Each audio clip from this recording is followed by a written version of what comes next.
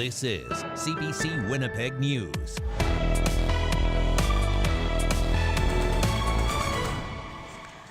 Good evening. Thank you for joining us. A break-in at a community centre and mosque here in Winnipeg has left its community shaken. It not only happened during Ramadan, but during the holy month's last 10 nights, which are particularly important for worship.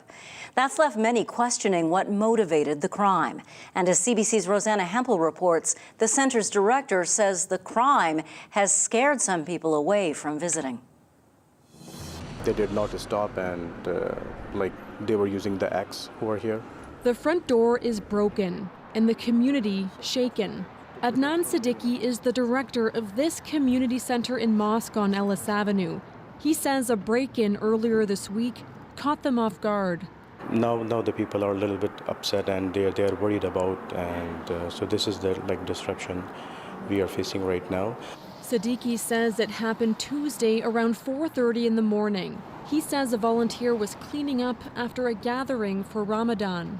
He heard the loud noise like a bang, and so he came down here to investigate. Siddiqui says the volunteer told him he saw two people who were armed. One of the guys was standing here with the axe, and one was with the knife. He was standing right here, and our volunteer was standing up there. And then he locked himself over there. Winnipeg police say Major Crimes is now taking on the investigation. They say no one was hurt and that nothing was stolen. Right now, police are calling it a break and enter. We're certainly sensitive to the fact that it is a place of worship, and we absolutely respect that. But we also don't want to speculate, and we have to conduct an investigation. Siddiqui says some people at the mosque wonder whether they were targeted for their faith. We are confused, and we are just waiting for the officials to find out. Police say they don't have any suspects.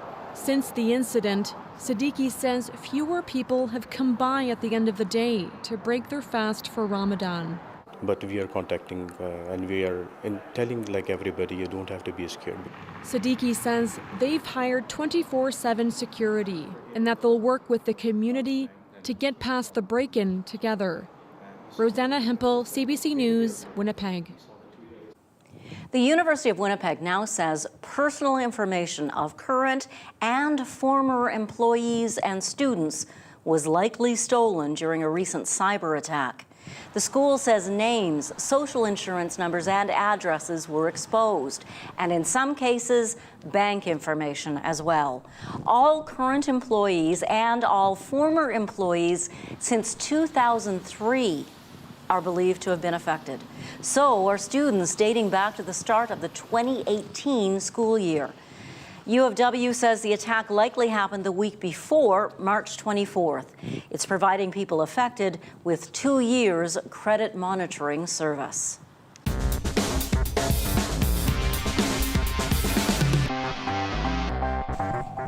The City of Winnipeg is thinking about phasing out fogging for adult nuisance mosquitoes.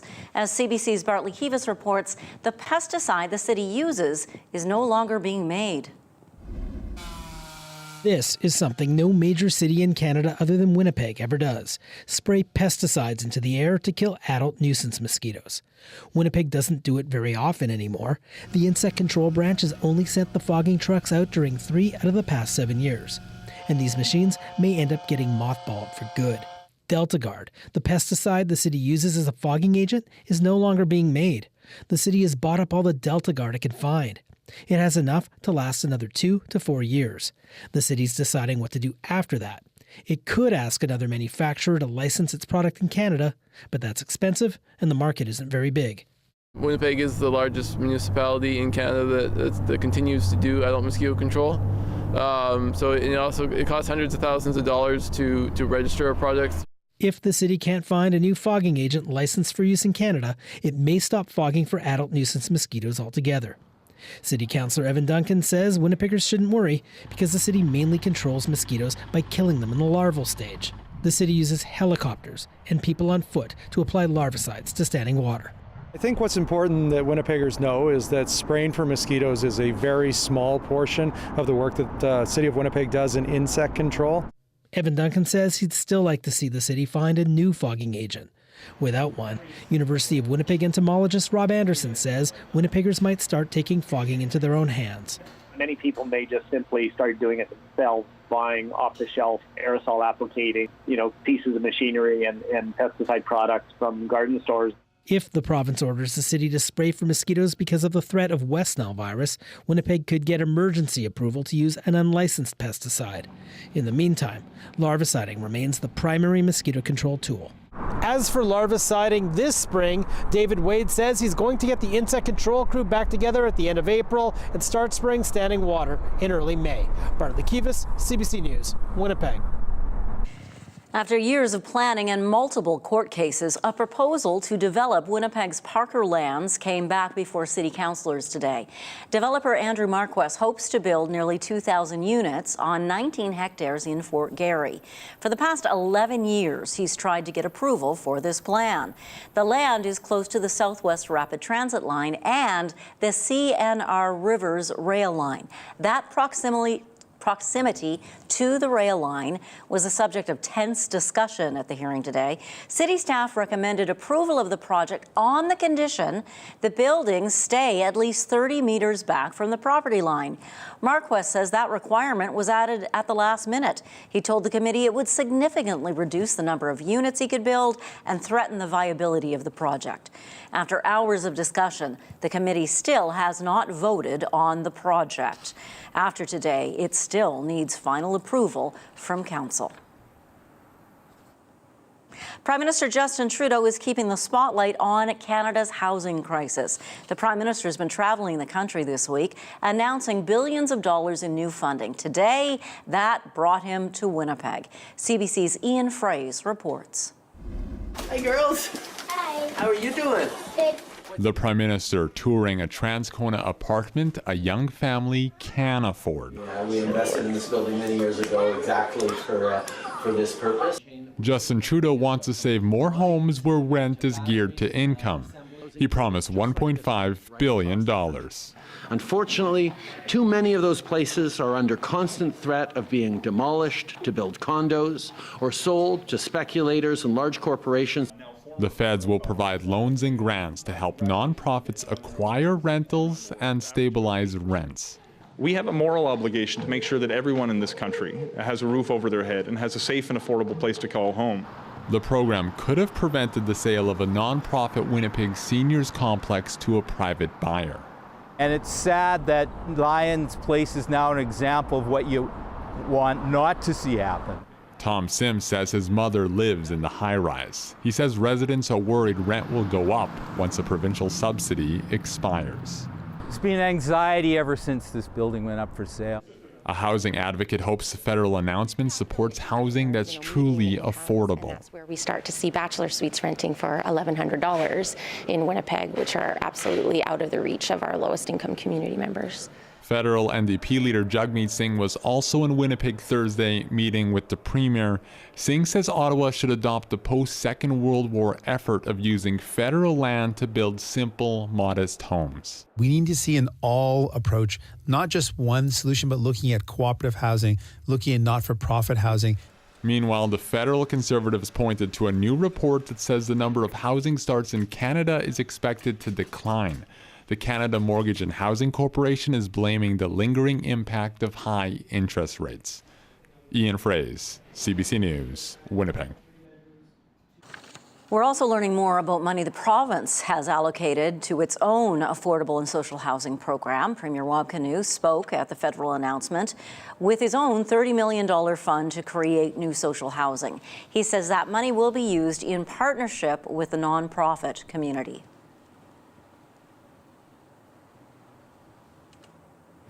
To help not-for-profits, Indigenous governments, municipalities, and all of our partners to have the resources to acquire new housing stock or to acquire existing stock and bring those units online to help people here in Manitoba. Canoe says $20 million of the $30 million announced this year will go to a capital grant program. He says the social housing can be used to help those experiencing homelessness have a roof over their heads and give people ready for the next step the ability to find a home within their means. A group in Brandon's hoping to find ways to combat homelessness by hearing from people who've experienced it. A round dance wrapped up an event called Street Stories in Brandon yesterday. It was an Indigenous storytelling event centered on sharing stories of homelessness. Since October, researchers have been out speaking with 102 homeless people. Their goal is to understand what factors led to this homelessness and what steps could be taken to help people get housed. The project's lead researcher, Megan McKenzie, says Street Stories was a chance to share what was learned. People who are most impacted by a situation are the ones who know best how to address a situation and are the ones that have the best solutions because they know about it the most. And so one of the challenges has been with homelessness is that often solutions are coming from outside the community or from people who are not homeless or from people who are not Indigenous. The research project brought forward 7 initiatives that would help end homelessness in Brandon, including a safe house for Indigenous women, supplying basic cell phones to unhoused people, using marijuana as a harm reduction tool, and a fire safety program. The latest report from the Canada Mortgage and Housing Corporation says housing starts are expected to decline this year. That's due to the delayed effect of higher interest rates on new construction. The CMHC says new builds will start picking up again in 2025 and 2026 and could hit peak levels and set new highs. Home prices and sales will also rise, it says, driven by high demand. Rental housing will remain in short supply, leading to higher rent costs and lower vacancy rates in coming years. A 25-year-old man's been charged with multiple offenses following Tuesday's serious assault at a restaurant at Confusion Corner. The suspect was arrested yesterday not far from the Burger King where the attack occurred. Winnipeg police say the suspect knew the victim, and the victim is now in stable condition. They suffered a serious upper body injury. The charges of the person arrested include aggravated assault and robbery.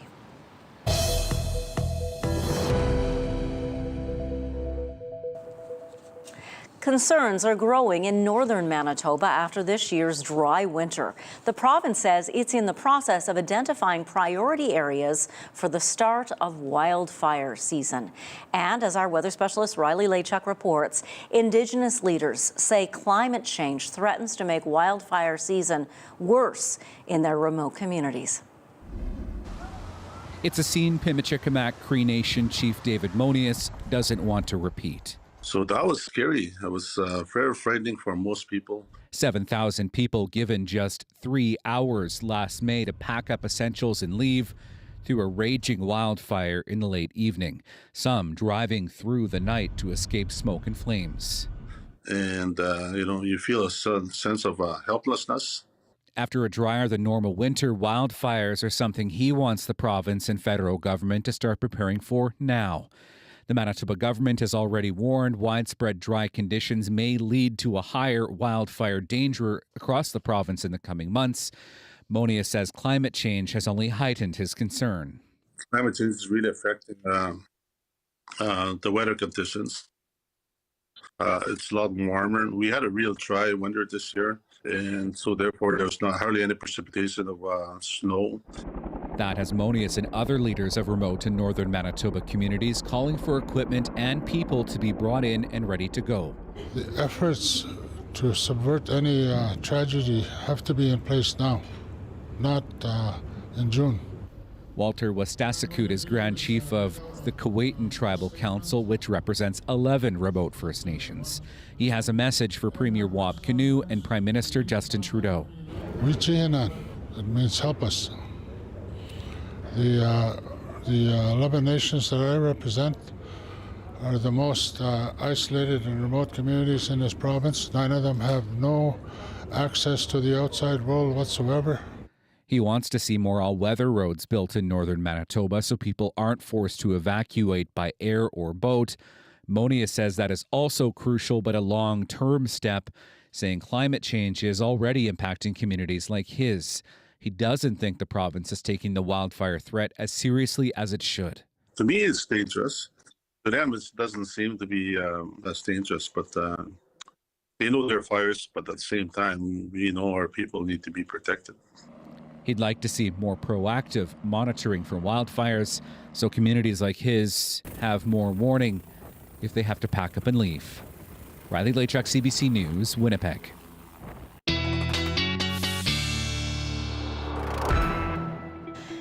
And Riley joins us now. Just how dry is it out there? Well, Janet, we're still below what we should be in terms of precipitation, even going back months. So we really haven't refilled sort of that reservoir, if you will, from precipitation and from snow that we received over the winter. Pardon me. Let's go right to the map and I'll show you sort of a look at southern and central parts of the province right now. This courtesy of the Manitoba government showing us percent normal precipitation taking us out from the beginning of November until the beginning of April, so encompassing the last 4 months or so here. And you can see that, yes, we are still across most of southern Manitoba, at least, in that darker shade of brown, below 50% of what would be normal precipitation for this time of the year. Yes, parts of the northern Interlake into the Parkland region and into Westman have seen a little bit more precipitation, but yes, it has generally been a pretty dry season right across southern Manitoba, central, and into parts of the north as well. So yes, we really do need some precipitation, and not a lot in the forecast, at least for the southern part of the province at this point either. So mainly sunny day once again for southern Manitoba. Nice if you enjoy the sunshine. Back to the west, a little bit of clouds starting to move in to the Westman region, and more cloud cover to the north. This giving us some scattered showers and even some flurry activity into far northern Manitoba along a warm front that is pushing through northern Saskatchewan into northern Manitoba. So yes, we can expect a little bit of scattered precipitation still as we head into the overnight period tonight. By the time we hit midnight, transitioning over into some scattered flurries as temperatures fall. Mainly clear tonight once again for southern Manitoba. Through the north, we see that tapering off as we get into the day on Friday, leaving behind a sun-cloud mix to wrap up the day as we head into the weekend, Friday into Saturday. Saturday, yes, a mainly sunny day ahead for most of southern Manitoba, a little bit of clouds, so I'm calling it a sun-cloud mix. And as we get into Sunday, yes, sun-cloud mix clearing as we head into Monday, which is, of course, when that partial eclipse is happening through the afternoon on Monday, and we'll talk about that a little bit later in the program. 10 degrees right now at the airport, east winds at 7. The pressure is falling down to -3 overnight tonight, which is right about seasonal for this time of the year. So yes, we're back to more seasonal values for the nighttime, but dancing and above that normal mark in terms of daytime highs once again. Winds southeast 10, partly cloudy tonight, a few clouds in the morning up to the freezing mark first thing, and looking at a high of 12 as we get into the afternoon tomorrow with southeast winds at 15. Into Saturday, double digits once again, 13 degrees, southeast winds 30 gusting to 50, so we're looking at a breezy couple days ahead. 14 degrees for your Sunday. Monday is when that partial eclipse happens in the afternoon here in Manitoba. Looking like a sun-cloud mix right now, but a chance of some late-day showers. So we'll keep a closer watch on the forecast as Monday gets a little bit closer and a little bit more cloud built in as we get into the day on Tuesday, Janet. Some temperatures warmer than these coming up in your 7-day forecast later on. Oh, wow, Riley. Thanks very much. You're welcome.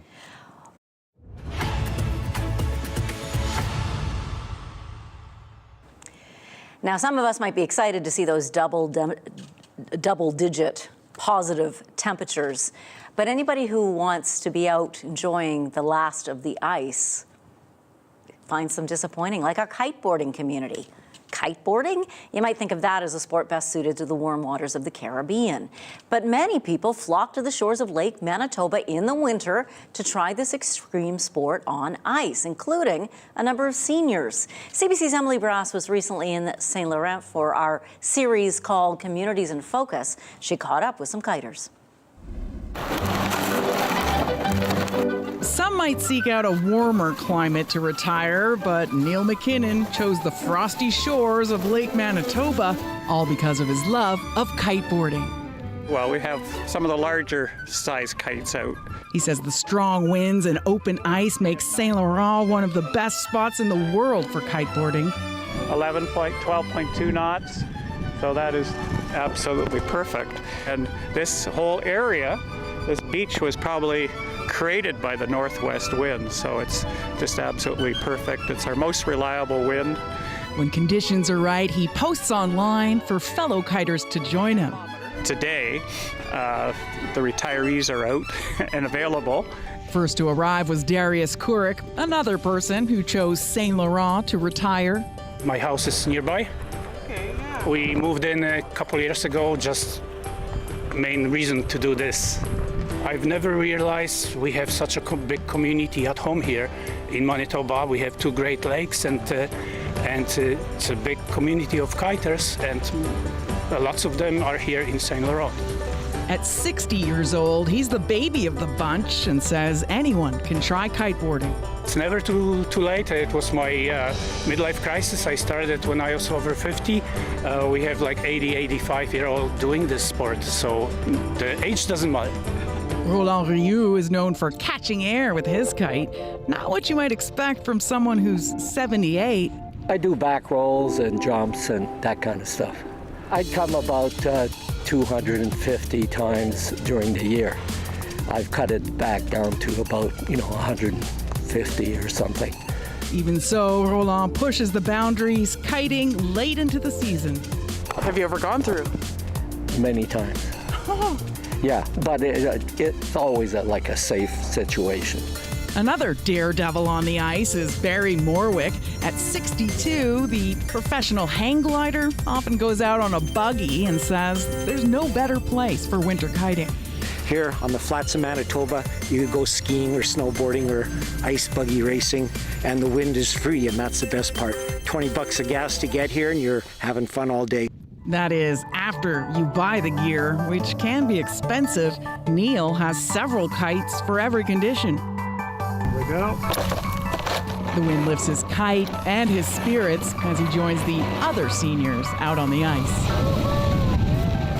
Emily Brass, CBC News, Saint Laurent, Manitoba.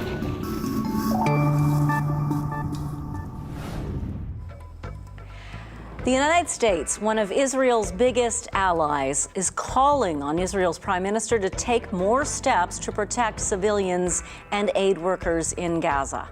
This comes, of course, after 7 aid workers were killed in an airstrike recently. The story after the break.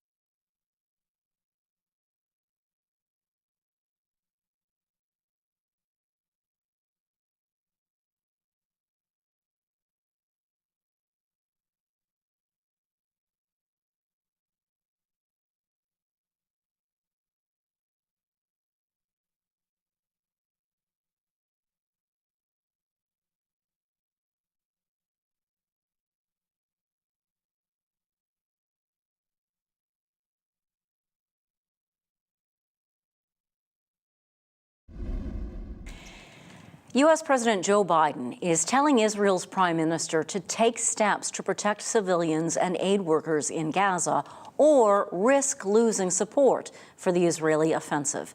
The U.S. has been Israel's staunchest ally for decades, but both are dealing with international pressure following the recent airstrike that killed 7 aid workers in Gaza, including a Canadian. Chris Reyes has more. The president felt strongly that it was time to talk to Prime Minister Netanyahu about his concerns. That conversation happened over the phone, lasted 30 minutes, and was a direct result of Monday's Israeli airstrike that killed 7 aid workers delivering food with the charity World Central Kitchen. The message from President Biden to the Israeli Prime Minister: protect civilians and aid workers in Gaza and move on an immediate ceasefire to allow supplies into the enclave and the release of hostages. The president made it clear that our policies with respect to Gaza will be dependent upon our assessment of how well the Israelis make changes and implement changes to make the situation in Gaza better for the Palestinian people. The Biden administration has not made clear what those policy changes will be, but Secretary of State Antony Blinken appeared confident Israel will deliver on the changes. It's our expectation that Israel will and certainly should announce concrete, specific, measurable steps that it will take, and take as soon as possible, to make sure that there can be an effective surge in assistance, that it can be sustained, and that humanitarian workers and civilians are better protected. Pressure on Israel to change course in Gaza is mounting, almost 6 months into the conflict, as the civilian death toll rises and the enclave's population teeters on the brink of famine. In the UK, 600 lawyers and academics have sent a letter to their prime minister demanding the British government stop arming Israel. From the family of the aid workers killed on Monday, outrage. If it was a terrible mistake, then the Israeli military is extremely incompetent. From other aid workers, frustration that they can't do their jobs when it's needed most. We have been saying it for weeks now. This pattern of attacks is either intentional or indicative of reckless incompetence. Israel maintains Monday's attack on aid workers was a mistake, but has yet to respond to U.S. demands on policy changes. Chris Reyes, CBC News, New York. Prime Minister Justin Trudeau was asked today here in Winnipeg whether he backs the World Central Kitchen's call for a third-party investigation or if he'll accept results from the Israeli government's own probe. We need a fully open, transparent, independent, and rapid investigation into what happened. I have to directly take issue with what Prime Minister Netanyahu said yesterday when he said, well, this just happens in conflicts and in wartime. No, it doesn't just happen. And it shouldn't just happen. When you have aid workers for an extraordinary organization like World Central Kitchen risking their lives every day in an incredibly dangerous place to deliver food to people who are experiencing a horrific humanitarian catastrophe, that is not okay. That was the Prime Minister speaking in Winnipeg today. Foreign ministers gathered at NATO headquarters in Brussels today to mark that organization's 75th anniversary. Secretary General Jens Stoltenberg said the alliance was, quote, bigger, stronger, and more united than ever. He also said it's critical all member states support the alliance. Fair burden sharing is essential, and Europe is investing more, much more. This year, the majority of NATO allies will invest at least 2% of their GDP in defense. Now, Canada is not spending its allotted amount. It's not meeting that commitment of 2% of its GDP. The alliance is considering establishing a fund to provide long-term military support for Ukraine. Established 4 years after the Second World War, NATO now has 32 member states. Sweden joined the alliance just weeks ago.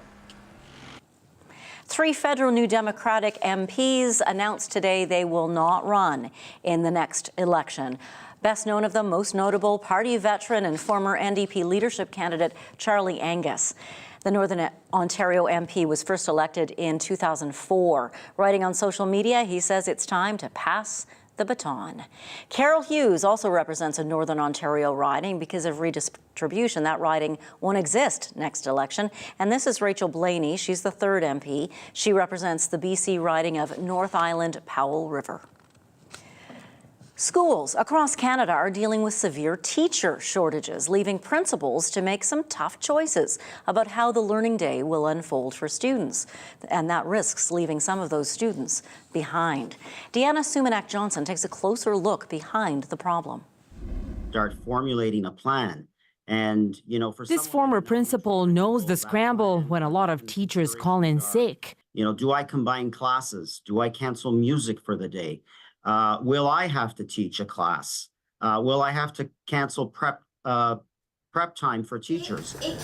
And the kids feel the effect of it. When those trusting relationships are negatively impacted, we tend to see some very, concerning things. We see changes in behavior. The Ontario-based advocacy group People for Education surveyed more than 1,000 principals in the province who painted a grim picture of just how bad the situation is. 24% of elementary and 35% of secondary schools report facing daily shortages in teaching staff. And it's not just in Ontario. We are having evidence surfacing from across the country. This education professor says while there were shortages before the pandemic, COVID-19 made the situation worse. So if there was this group who were close to retirement who sought early retirement, so that reduced the number of available teachers in schools. Equally, teachers who had recently retired, who in a typical situation would return to supply or substitute teach once or twice or 3 times a week, they were not returning into schools during COVID because they didn't want to put themselves at risk. And we had our meeting with MFA Stoles yesterday. Just this February, Newfoundland and Labrador brought together both the teachers and government officials to tackle the problem. We do have some housing units available in some of our communities for our teachers, and in others we do a housing stipend, which gives them a portion towards their rent. But even there, the teacher union said in a statement the government's efforts fell short, underfunding key problem areas like packed classrooms and violence in schools. As teacher shortages proves to be an equation few know how to solve. Deanna Sumanak-Johnson, CBC News, Toronto. This is video of the last total solar eclipse viewed here in Manitoba back in 1979. Now another solar eclipse is expected for parts of Canada, the United States, and Mexico on Monday. Riley will look to see what we're likely to see and how we can watch it safely here in Manitoba next. Stay with us.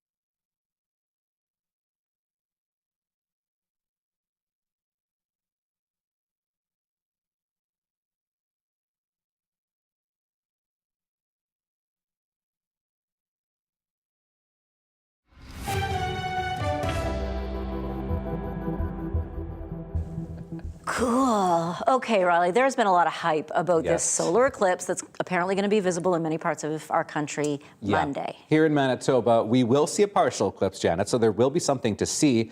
But parts of Eastern Canada, yes, will be in the path of totality. I spoke with Manitoba Museum astronomer Scott Young this afternoon about how you can safely view it here. So I'm here at the Manitoba Museum with planetarium astronomer Scott Young on, no doubt, has been a very busy time for you. Very busy. Tell me what's happening on Monday. Sure. Monday there is a solar eclipse that is visible all across North America. There's various areas that will see the total eclipse out east in Canada, but here in Manitoba we see a partial eclipse only, and it's about a 60% partial eclipse. So that's the view that we're going to get here from about 1 o'clock to about 3 o'clock on Monday afternoon. So not the full total eclipse, but still pretty cool sight to see. Yeah, absolutely. Eclipses are always a lot of fun to see. You're actually seeing the motions of the solar system, and it's the alignment of the sun, the moon, the earth, and your head all in a line that makes this this sight visible. Yeah, and you were mentioning that places out to the east and to the south of us have a better chance of seeing that total. Yeah, the total eclipse basically stretches from Mazatlan in Mexico up through the United States, through Montreal, and then off to the Maritimes. And we have some folks from Manitoba that are driving down to see that, of course. But if you're not traveling, you can come down to Assiniboine Park on the Monday, and we're going to be set up with the local astronomy club, and they'll be able to show you the sun through safely filtered telescopes that give you a close-up but totally safe view. So what do people need to know if they're wanting to view this on their own or at the park on Monday?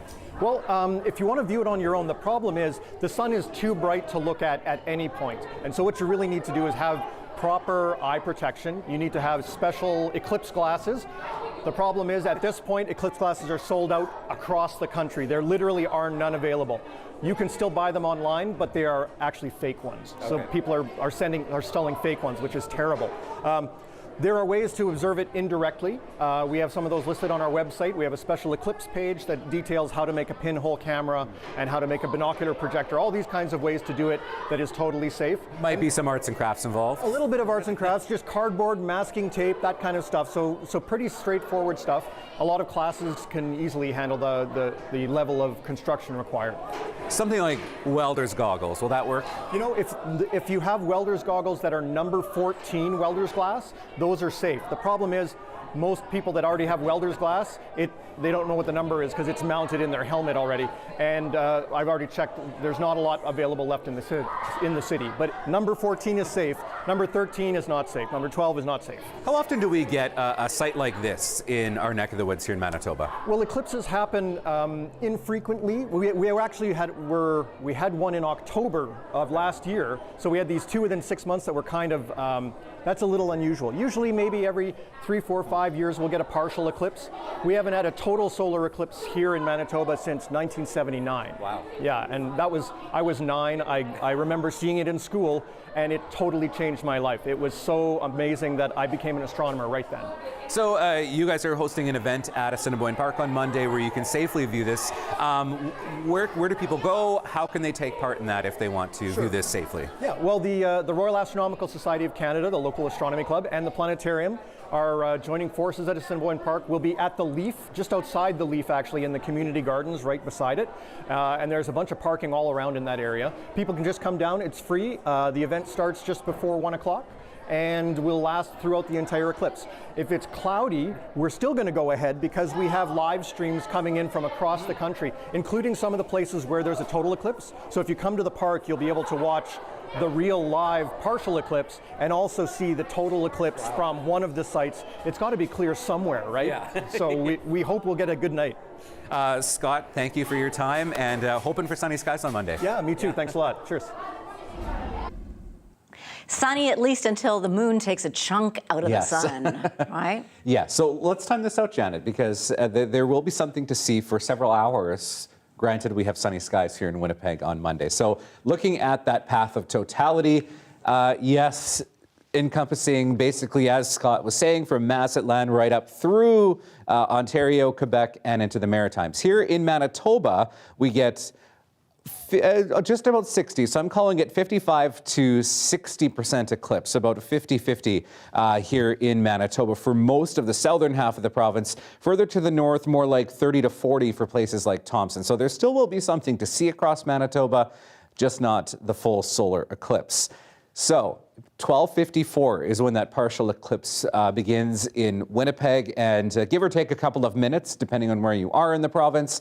2:01 is when we get to that maximum partial eclipse, when you should see something like this if you're safely looking at the sun or looking at, say, a live stream or some video or something like that, and fully ends by the time we get to 3:08 in the afternoon. So there will be something to see. It'll be a bit of a slow event.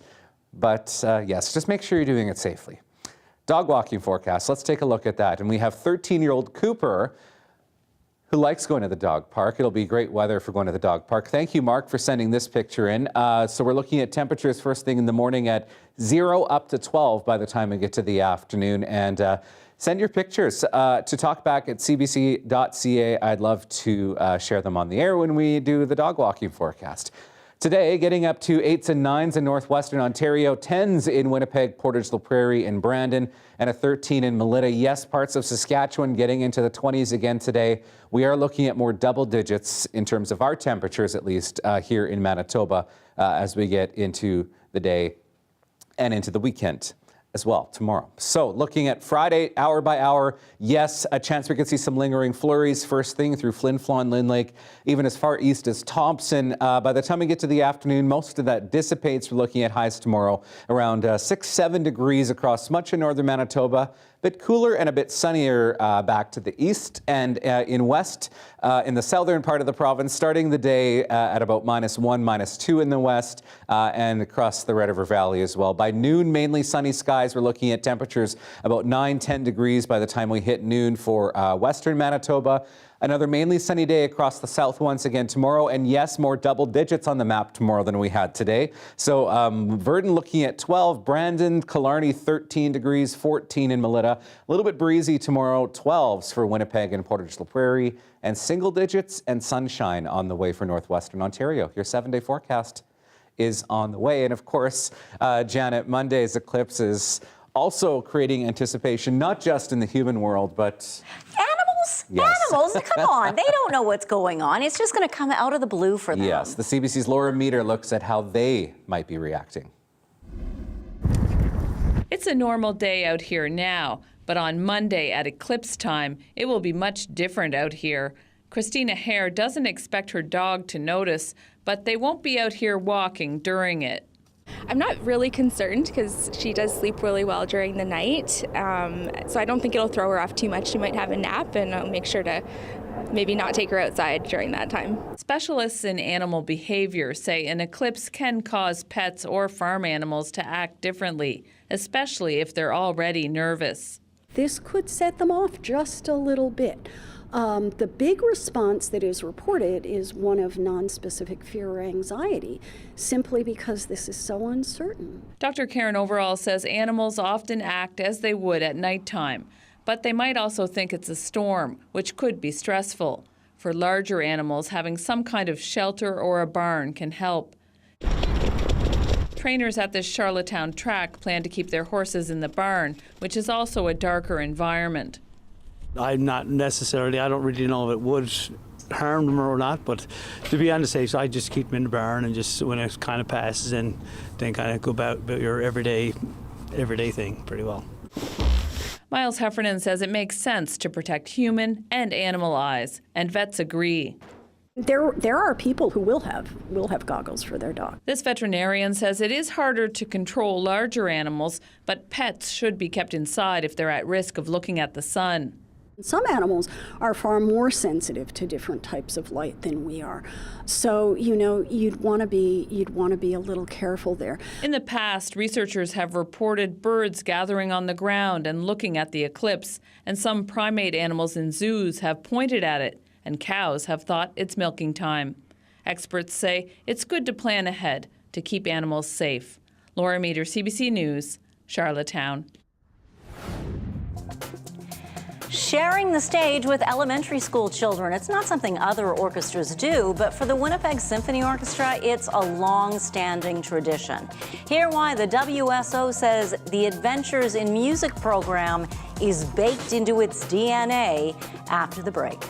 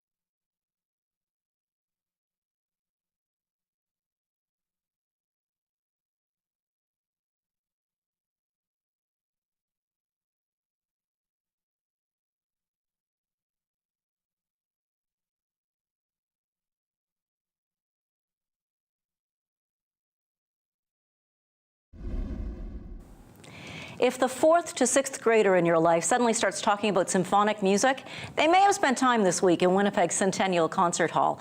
A total of about 11,000 students have been there for concerts held yesterday and today. Roughly 1,000 of them got to perform on stage with members of the Winnipeg Symphony Orchestra, while others took in the magic. The concerts were the culmination of an education program called Adventures in Music. Brent Johnson has overseen the development of that program for the past 13 years in his role with the WSO. Thanks for being with us, Brent. It's my pleasure. Thanks for having me. So how does it feel to have gotten through another year? I can't imagine what the energy was like in the concert hall. Tell us about that. Oh, I mean, it's incredible. You know, sharing the stage with so many young humans and having many more in the audience is something that I love and enjoy working towards. And I know the musicians absolutely love it as well.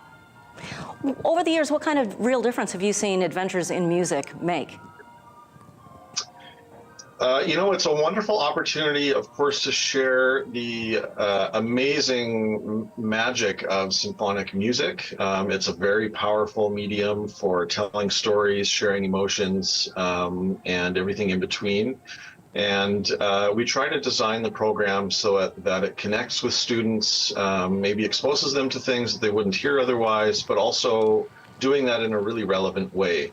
So the theme of the concert changes from year to year for that reason. And this year was environmental activism, was it?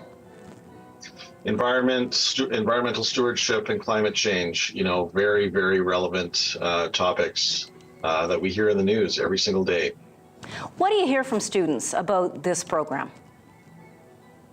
Students love it. I mean, the 1,000 students that got to perform over the course of 4 concerts here in the last 2 days are taking away an experience and memories from that, hopefully for the rest of their lives. You know, we hope that they were moved by the experience and that the orchestra is a bit more familiar to them. You know, they realize that, hey, this is a thing, maybe I could do this one day. Maybe I can be on this stage again one day, whether in the orchestra or singing in a community choir or a professional choir or, you know, one of the many different groups that we get to collaborate with here at the WSO.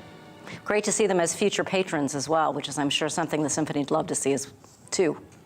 Absolutely. Correct? Brent Johnson, thank you so much for all your work putting this together and for joining us tonight. Thank you. As we head to break, hello to Jake and Gerald and everyone else watching on CBC Manitoba's YouTube page. Remember, you can watch Radio Noon there, too. We'll be right back.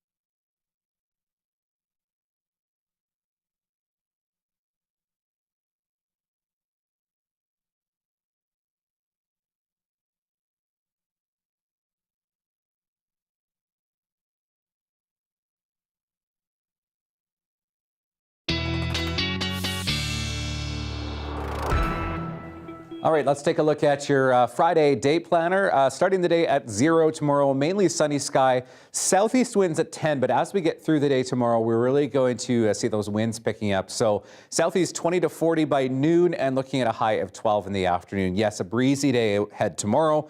And that's what we get for Saturday as well, some double digits. 14 for Sunday, mainly sunny sky. Slim chance we could see maybe some scattered showers through Monday. Tuesday, 13 degrees, 15. That's my mark for shorts weather on Wednesday, Janet, and maybe some more showers on Thursday. Well, southern India is in the grips of a heat wave as well. High temperatures there are hitting the low 40s. So people are heading for shade and elephants are heading for mud. Here's your daily lift.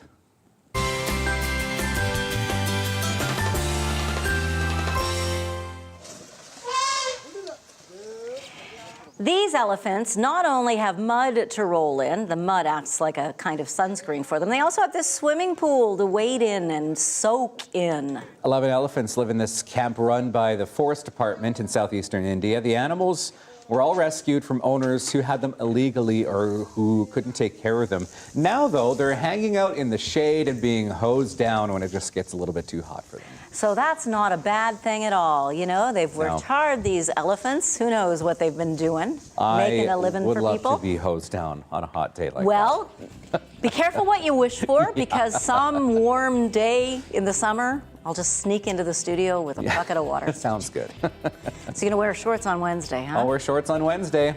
There's a reason to tune in on Wednesday. Bye. See you tomorrow.